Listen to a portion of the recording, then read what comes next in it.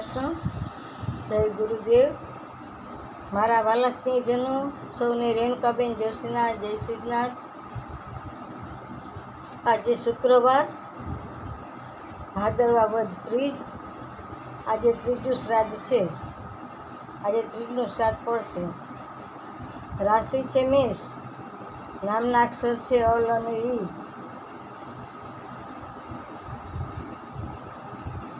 શ્રાદ્ધ દરેકે કરવું જોઈએ. શ્રાદ્ધ તિથિ મુજબ થાય. જે દિવસે ગુજરી ગયા હોય તે દિવસે શ્રાદ્ધ થાય.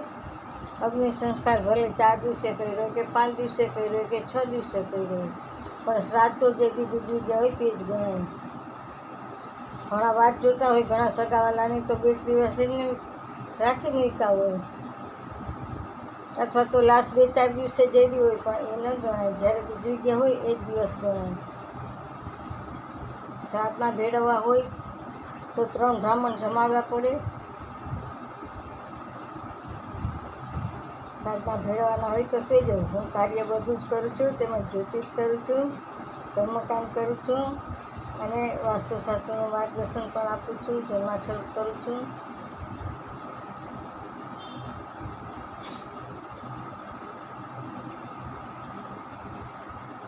જ્યાં સુધી જીવને શ્રાદ્ધમાં ન ભેળવ્યો હોય એની મોર પિતૃ કાર્ય થાય નહીં. ઘણા એમ કે એમને પિતૃ નડે, પણ તમારે કોણ પિતૃ નડે છે એની પાછળ કરવું છે તો એ નક્કી ન હોય. એને બસ પિતૃ કાર્ય કરવું છે, કોકે કીધું એટલે કરવું છે, એમ ન થાય.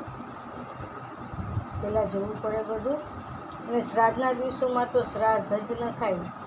પિતૃઓને જમવાનું જોઈ. સરામોને ઉત્તર બધી ક્રિયા છે ને એ કારતક મહિનાની પૂનમ પછી થાય, એકમ બીજથી. અત્યારે ભાદરવા માસમાં પિતૃપક્ષમાં ફક્ત જમણવાર થાય. હેલ કે નારાયણ બલિ ન થાય, પ્રેત બલિ ના થાય, કોઈ પણ કાર્ય ન થાય. કેમ કે અટાણે તો બધાય દેવ સૂતા હોય, તો જવાબ કોણ દેશે? 4.5 મહિના સુધી બધાય દેવ સૂતા હોય. અષાઢ મહિનાની 11સથી કારતક સુદ 11 સુધી બધા દેવ સૂતા હોય. માટે પિતૃ કાર્ય ન થાય. ચેતજો, કોઈ કરતા નહીં પિતૃ કાર્ય. ઘણા બ્રાહ્મણ ધૂતારા હોય છે, ધૂતી જાય કે આટલા હજાર થાય ને આટલા હજાર થાય, હાલો આપણા પૈકા ને આટલા હજાર, એમનું કામ થાય. કારતક મહિનો આવવા ગયો ત્યારે પિતૃ કાર્ય થાય. ત્યાં સુધી પિતૃ કાર્ય ન થાય. અને પહેલાં તો શ્રાદ્ધમાં ભેળવવા જોઈએ. હા, એની પાછળ ભાગવત સપ્તાહ કરવા ધારો તમે તો ભાગવત સપ્તાહ કરી શકો. કેમ કે એ તો ગમે ત્યારે થાય.